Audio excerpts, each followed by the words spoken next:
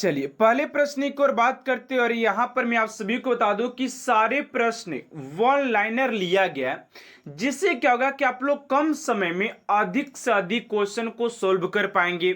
आप सभी का टाइम भी बचेगा और आप लोग क्वेश्चन भी अधिक लगा पाएंगे, जो कि आप सभी की कंपटीशन एग्जाम के लिए काफी ज्यादा इंपॉर्टेंट हो जाता है। तो चलिए क्लास को स्टार्ट करते हैं। पहला प्रश्न आप सभी का कि किस ग्रह के चारों ओर वलय है? किस ग्रह के चारों ओर वलय है? तो राइट आंसर हो जाएगा आप सभी का शनि। शनि आप सभी का राइट आंसर हो जाएगा। अगला प्रश्न है कि गीत गोविंद किसने लिखी है? किसने लिखा है? गीत गोविंद किसने लिखा है? तो जयदेव हो जाएंगे। जयदेव हो जाएंगे। अगर यहीं पर आप सभी के गीतांजलि होता, अगर यहीं पर क्या होता, अगर गीतांजलि होता तो वो रविंद्रनाथ टैगोर जी के द्वारा लिखा गया गीतांजलि, जिसके लिए उन्हें नोबेल पुरस्कार से सम्मानित किया गया था। ये भी बात ध्यान में रखिएगा। यहां पर बात करें तो थोड़ा सा बड़े ग्रह का तब बृहस्पति, और सबसे छोटे की बात करें तो बुध हो जाता है। इस प्रश्न को भी आप लोग याद रखिएगा।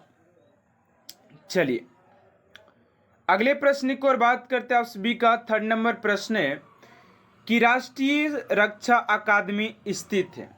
राष्ट्रीय रक्षा अकादमी स्थित है तो राइट आंसर हो जाएगा आप सभी का देहरादून। देहरादून आप सभी का राइट आंसर हो जाएगा। चलिए अगले प्रश्न की ओर बात करते हैं। आप सभी का अगला प्रश्न है 4 नंबर कि पृथ्वी की ऊपरी परत में, पृथ्वी की ऊपरी परत में किसकी मात्रा अधिक पाई जाती है? पृथ्वी की ऊपरी सतह में किसकी मात्रा अधिक पाई जाती है?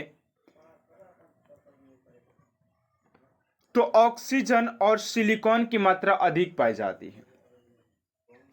अगला प्रश्न है कि लोहे पर जंग लगना उदाहरण है? लोहे पर जंग लगना किसका उदाहरण है? तो ऑक्सीकरण का। ऑक्सीकरण आप सभी का राइट आंसर हो जाएगा। अगला प्रश्न है कि रामकृष्ण मिशन की स्थापना किसने की थी? रामकृष्ण मिशन की स्थापना किसके द्वारा किया गया था? तो राइट आंसर हो जाएगा आप सभी का स्वामी विवेकानंद के द्वारा किया गया था। स्वामी विवेकानंद आप सभी का राइट आंसर हो जाएगा।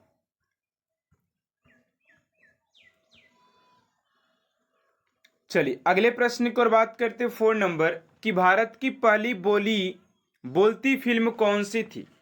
भारत की पहली बोलती फिल्म कौन सी थी? तो आलम आरा हो जाएगा। आलम आरा आप सभी का राइट आंसर हो जाएगा। अगला प्रश्न है कि विश्व का सबसे बड़ा शहर कौन सा है? विश्व का सबसे बड़ा शहर कौन सा है? तो न्यूयॉर्क अमेरिका आप सभी का राइट आंसर हो जाएगा। अगला प्रश्न है कि भारत में सबसे बड़ी मस्जिद कौन सी है? भारत में सबसे बड़ी मस्जिद कौन सी है? तो जमा मस्जिद हो जाएगा, जो कि आप सभी के दिल्ली में स्थित हो जाएगा। देखिए यहाँ पर अभी बहुत स्टूडेंट को लग रहा है कि सर क्या ऐसे प्रश्न भी एग्जाम में आएंगे? तो यार आप सभी के अगर एग्जाम में ऐसे भी प्रश्न अगर पूछ लिया जाए तो शायद ऐसे प्रश्न भी ना आए। तो आप लोगों के लिए जो भी प्रश्न कराया जाना आप सभी के लिए काफी ज्यादा इंपॉर्टेंट है। आप लोग जो प्रश्न आ रहा है और जो नहीं आ रहा है आप सभी को उसका भी रिवीजन करना है। इससे क्या होगा कि आप सभी को जो पीछे का प्रश्न याद नहीं होगा वो भी याद हो जाएगा, जो हो रहा है वो रिवीजन हो जाएगा। ठीक है ना। चलिए अगले प्रश्न की ओर बात करते हैं 10 नंबर कि क्षेत्रफल की दृष्टि से भारत का विश्व में कौन सा स्थान है? क्षेत्रफल की दृष्टि से भारत का विश्व में कौन सा स्थान है? तो 7वां आप सभी का राइट आंसर हो जाएगा। अगला प्रश्न है कि विश्व का सबसे लंबा पशु कौन सा है? विश्व का सबसे लंबा पशु कौन सा है? तो जिराफ आप सभी का राइट आंसर हो जाएगा। अगला प्रश्न है कि भारत पाक सीमा रेखा किस नाम से पुकारी जाती है? भारत पाक सीमा तो ये रेड लीफ हो जाएगा। चलिए अगले प्रश्न की ओर बात करते हैं उससे पहले आप सभी से एक छोटा सा रिक्वेस्ट है।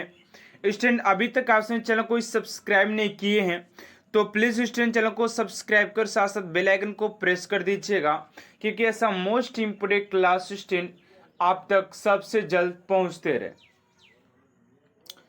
अगला प्रश्न है कि भारत का क्षेत्रफल,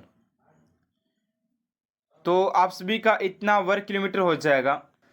चलिए अगले प्रश्न की ओर बात करते कि वनस्पति विज्ञान के जनक कौन है। वनस्पति विज्ञान के जनक की बात करते तो थियोफ्रिस्टर हो जाएंगे।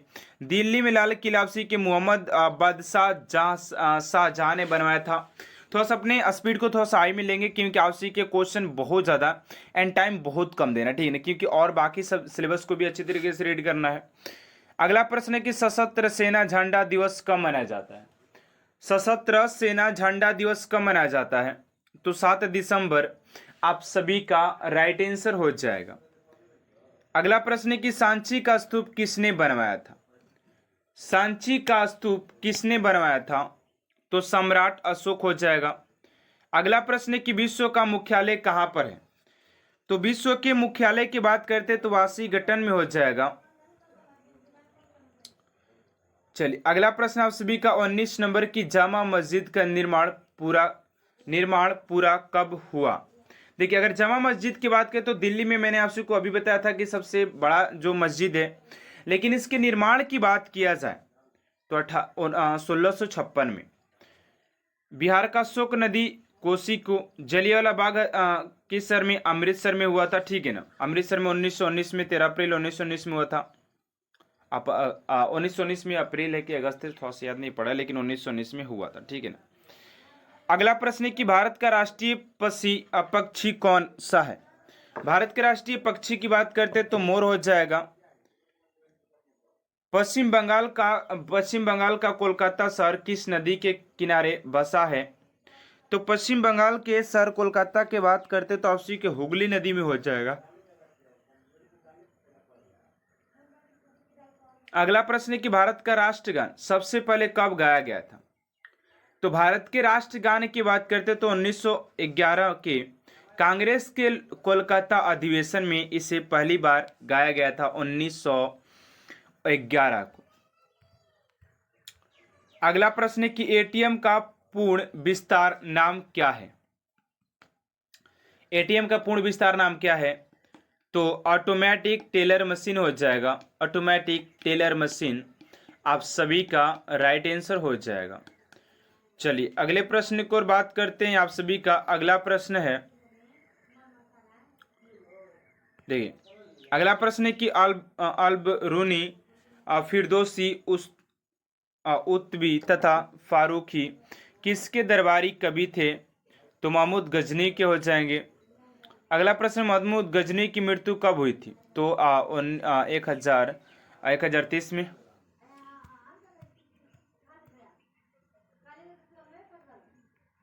अगला प्रश्न, दामोदर नदी का उद्गम किस स्थान से होता है, तो छोटा नागपुर का पठार। पटना का प्राचीनतम नाम, तो पाटलिपुत्र। भारतवर्ष सबसे प्राचीनतम नगर है, तो मोहनजोदड़ो। चलिए अगले प्रश्न की ओर बात करते हैं। आप सभी का 31 नंबर है कि कौन 4 वर्ष तक अकबर का संरक्षक रहा, तो बैरम खान। पंडित रविशंकर का संबंध किस वाद्य यंत्र से, तो सितारा से। न्यूटन की खोज आपसे कि जेम्स चैडविन ने किया था। जेम्स चैडविन ने किया था। जेम्स फोर्ड का जो चिकित्सा शास्त्र का जनक किसे कहा जाता, तो हिपोक्रेटिस को। महान चिकित्सक चरक किसके द्वारा दरबार में थे, तो कनिष्क के हो जाएंगे। इंटरपोल का मुख्यालय पेरिस में। इंटरपोल का मुख्यालय पेरिस में है।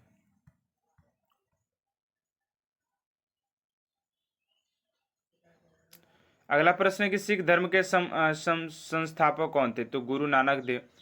रायसेन किसके दरबार में गणितज्ञ था, तो अकबर के दरबार में। इब्राहिम लोदी का विकास हुआ था खिलजी लोदी के द्वारा। चलिए अगले प्रश्न की ओर बात कर लेते हैं। आप सभी का 40 नंबर प्रश्न है कि पानी का रासायनिक सूत्र H2O होता है। हिनयान का मुख्य प्रमुख ग्रंथ कौन सा है, तो कथा वस्तु हो जाएगा। अगला कि जैन साहित्य को कहा जाता है आगम कहा जाता है, ठीक है ना। चलिए अगले प्रश्न को बोलते हैं आप सभी को। अगला प्रश्न है कि दक्षिण भारत की सबसे ऊंची चोटी कौन सी है? तो आना मुद्दी 2697 मीटर। अगला प्रश्न कि वनस्पति विज्ञान के जनक हो गया कारगिल कस्बा जम्मू कश्मीर हो गया। चलिए अगले प्रश्न को बरागत करते हैं। तो चलिए अगले प्रश्न की ओर बात करते स्टूडेंट, आप सभी का अगला प्रश्न क्या पूछा जा रहा, ध्यान दीजिएगा। करें कि भारत की पहली महिला कैबिनेट मंत्री कौन सी थी? तो राइट आंसर हो जाएगा आप सभी का राजकुमारी अमृत कौर, आप सभी का राइट आंसर हो जाएगा। चलिए अगले प्रश्न की ओर बात करते हैं। अगला प्रश्न आप सभी का 48 नंबर की पृथ्वी का एकमात्र प्राकृतिक उपग्रह कौन सा है? पृथ्वी का एकमात्र प्राकृतिक उपग्रह कौन सा है? तो राइट आंसर हो जाएगा आप सभी का चंद्रमा, आप सभी का राइट आंसर हो जाएगा। अगला प्रश्न कि कितनी ऊंचाई पर जाने से तापमान 1 डिग्री सेल्सियस की कमी होती है? तो 165 मीटर, ठीक है ना। चलिए अगले प्रश्न की ओर बात करते हैं आप सभी का। अगला प्रश्न है कि सिरके में कौन सा एसिड पाया जाता है? सिरके में कौन सा एसिड पाया जाता है? तो एसिटिक एसिड के लिए काफी इंपोर्टेंट एंड एग्जाम ओरिएंटेड लिया गया है। तो चलिए पहले प्रश्न की ओर बात करते हैं आप सभी का। पहला प्रश्न क्या पूछा जा रहा है? तो पहले प्रश्न की बात करते कह रहा है कि निम्नलिखित में से किस महाद्वीप को महाद्वीपों का महाद्वीप कहा जाता है? किस महाद्वीप को महाद्वीपों का महाद्वीप कहा जाता है? ऑप्शन नंबर ए में है एशिया, बी में यूरोप, सी में अफ्रीका और डी में अंटार्कटिका। तो इस क्वेश्चन का राइट आंसर हो जाएगा आप सभी का ऑप्शन नंबर ए, यानी कि एशिया महाद्वीप, आप सभी का राइट आंसर हो जाएगा। चलिए अगले प्रश्न की ओर बात करते हैं आप सभी का। अगला प्रश्न है कि चेरो कान कहाँ की लोक नृत्य शैली है? चेरो कान कहाँ का लोक नृत्य शैली है? ऑप्शन नंबर ए में असम, बी में नागालैंड, सी में मणिपुर और डी में है मिजोरम। तो इस क्वेश्चन का राइट आंसर हो जाएगा आप सभी का ऑप्शन नंबर डी, मिजोरम, आप सभी का राइट आंसर हो जाएगा। चलिए अगले प्रश्न की ओर बात करते हैं स्टूडेंट, आप सभी का अगला प्रश्न क्या पूछा जा रहा है, ध्यान दीजिएगा। अगला प्रश्न आप सभी का कह रहा है कि उत्तर प्रदेश में होली के त्योहार पर लठमार होली मनाई जाती है। उत्तर प्रदेश में होली के त्योहार पर लठमार होली मनाई जाती है। ऑप्शन नंबर ए में वृंदावन में, बी में है बरसाना में, सी में मथुरा में और डी में है गोकुल में। तो इस क्वेश्चन का राइट आंसर हो जाएगा आप सभी का ऑप्शन नंबर बी, यानी कि बरसाना में मनाया जाता है। ऑप्शन नंबर बी आप सभी का राइट आंसर हो जाएगा। चलिए अगले प्रश्न की ओर बात करते हैं। अगला प्रश्न आप सभी का पूछा जा रहा है, ध्यान दीजिएगा। कह रहा है कि सिंधु सभ्यता निम्नलिखित में से किस युग में पड़ता है? सिंधु सभ्यता निम्नलिखित में से किस युग में पड़ता है? ऑप्शन नंबर ए में ऐतिहासिक काल, बी में प्रागैतिहासिक काल, सी में उत्तर प्रागैतिहासिक काल, डी में आदि ऐतिहासिक काल। तो 4 का राइट आंसर हो जाएगा आप सभी का ऑप्शन नंबर डी, यानी कि आदि ऐतिहासिक काल, proto historical period, option number D आप सभी का राइट आंसर हो जाएगा। अगर आप लोगों को स्टूडेंट अगर कोई भी प्रश्न आता है तो आप लोग फटाफट आंसर आप लोग कमेंट बॉक्स में लिख सकते हैं, ठीक है ना। और लास्ट में आप सभी को अपना स्कोर कमेंट बॉक्स में लिखना है कि आप सभी कितने क्वेश्चन में कितना अटेंड कर पाते, ठीक है ना। चलिए अगले प्रश्न की ओर बात करते हैं आप सभी का। अगला प्रश्न है 5 नंबर कि नंद वंश के पश्चात मगध पर किस राजवंश ने शासन किया? नंद वंश के पश्चात मगध पर किस राजवंश ने शासक किया? तो राइट आंसर हो जाएगा आप सभी का मौर्य। ऑप्शन नंबर ए आप सभी का राइट आंसर हो जाएगा, मौर्य ने शासन किया था। चलिए अगले प्रश्न की ओर बात करते हैं 6 नंबर कि संविधान के किस अनुच्छेद के अंतर्गत केंद्र सरकार राज्य सरकारों को निर्देश दे सकती है। कितने अनुच्छेद के अनुसार ये दे सकती है? तो 6 का हो जाएगा आप सभी का ऑप्शन नंबर ए यानी कि अनुच्छेद 256 हो जाएगा। आप सभी को इस सेक्शन में आप सभी के हिस्ट्री क्वेश्चन हो जाएगा और एक दो क्वेश्चन आप सभी से पॉलिटी और वहीं आर्ट एंड कल्चर से लिया गया, ठीक है ना। बाकी अधिक से अधिक जो क्वेश्चन आप सभी के हिस्ट्री से लिया गया क्योंकि हिस्ट्री आप सभी के एग्जाम में बहुत ज्यादा रोल प्ले करता है, ठीक है ना। चलिए अगले प्रश्न की ओर बात करते हैं। आप सभी का 7 नंबर प्रश्न है कि विश्व की सबसे बड़ी खारे पानी की झील है। विश्व की सबसे बड़ी खारे पानी की झील कौन सी है? तो 7 का राइट आंसर हो जाएगा बी यानी कि कैस्पियन सागर। ऑप्शन नंबर बी आप सभी का राइट आंसर हो जाएगा, कैस्पियन सागर।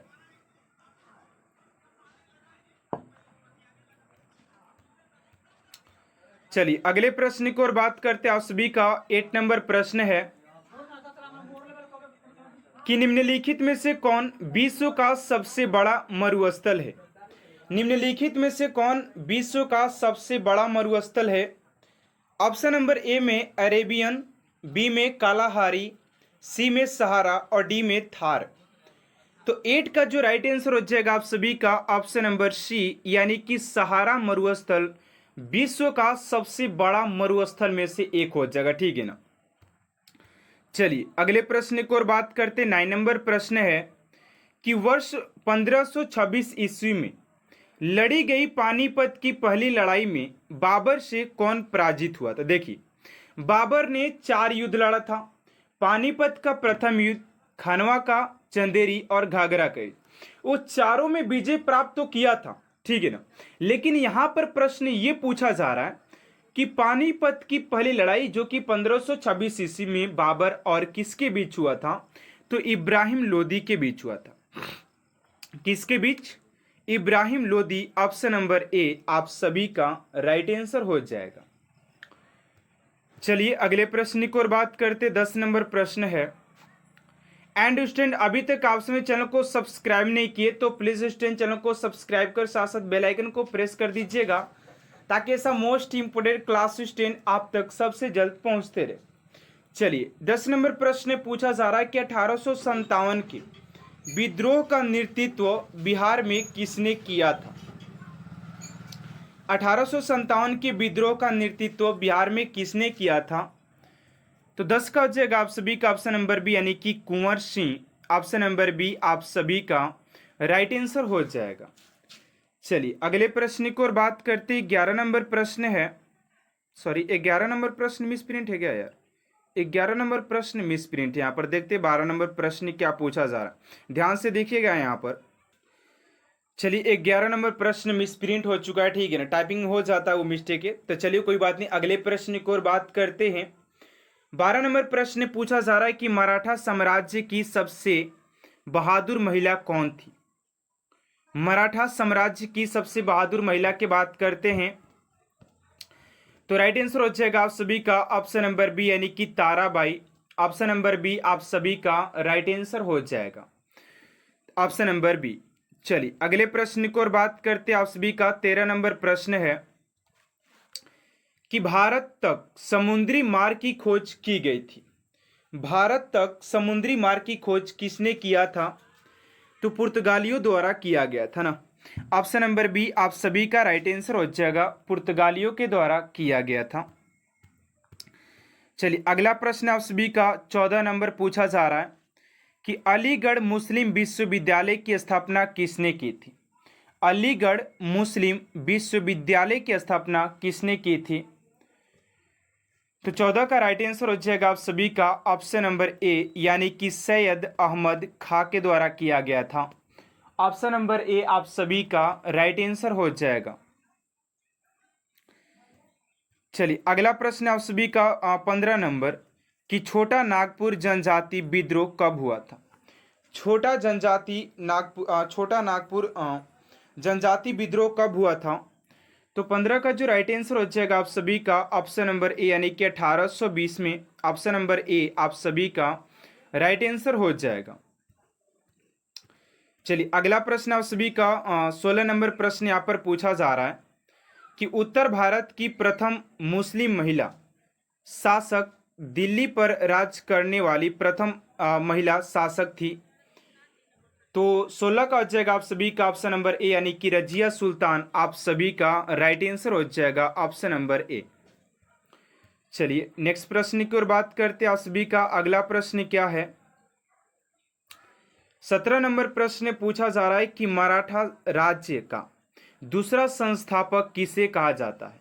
मराठा साम्राज्य का दूसरा संस्थापक किसे कहा जाता है? तो 17 का हो जाएगा आप सभी का बी यानी कि बालाजी विश्वनाथ हो जाएंगे। ऑप्शन नंबर बी आप सभी का राइट आंसर हो जाएगा। चलिए अगले प्रश्न की ओर बात करते हैं आप सभी का। अगला प्रश्न 18 नंबर कि गांधी जी की मृत्यु पर किसने कहा हमारे जीवन से प्रकाश चला गया? महात्मा गांधी जी के मृत्यु पर किसने कहा कि हमारे जीवन से प्रकाश चला गया? तो ऑप्शन नंबर बी आप सभी का राइट आंसर हो जाएगा। जवाहरलाल नेहरू जी ने इस बात को कहा था महात्मा गांधी जी के मृत्यु के बाद कि हमारे जीवन से प्रकाश ही चला गया। ठीक है ना। चलिए अगले प्रश्न की ओर बात करते हैं। 19 नंबर प्रश्न है, लेकिन आजकल के जो लोग मरते हैं बोला जाता है कि यार चलो बढ़िया है कि हमारे कपार से विपत ही चला गया। नहीं, उस टाइम जो ऐसे लोग थे, कुछ लोग थे जिनके चले जाने पर लोग बोलते थे कि यार मेरे जीवन से प्रकाश चला गया। लेकिन आज कोई चला जाता है तो बोलते यार चलो हमारे कपार से तो विपत ही चला गया। कुछ ऐसे है जो ऐसे लोग कुछ हैं, चुनिंदे लोग हैं। ठीक है ना। चलिए खैर अगले प्रश्न की ओर बात करते 19 नंबर प्रश्न है कि 1947 की भारतीय राष्ट्रीय कांग्रेस की दिल्ली अधिवेशन की अध्यक्षता किसने किया था? 1947 के भारतीय राष्ट्रीय कांग्रेस के दिल्ली अधिवेशन की अध्यक्षता किसने किया था? 19 को जगह बी यानी कि राजेंद्र प्रसाद के द्वारा किया गया था। ऑप्शन नंबर बी आप सभी का राइट आंसर हो जाएगा। चलिए अगला प्रश्न आप सभी का 20 नंबर कि वर्ष 1932 में अखिल भारतीय हरिजन संघ के संस्थापक कौन थे? वर्ष 1932 में अखिल भारतीय हरिजन संघ के संस्थापक कौन थे? तो 20 का राइट आंसर हो जाएगा आप सभी का ऑप्शन नंबर हो जाएगा। तो ऑप्शन नंबर डी आप सभी का राइट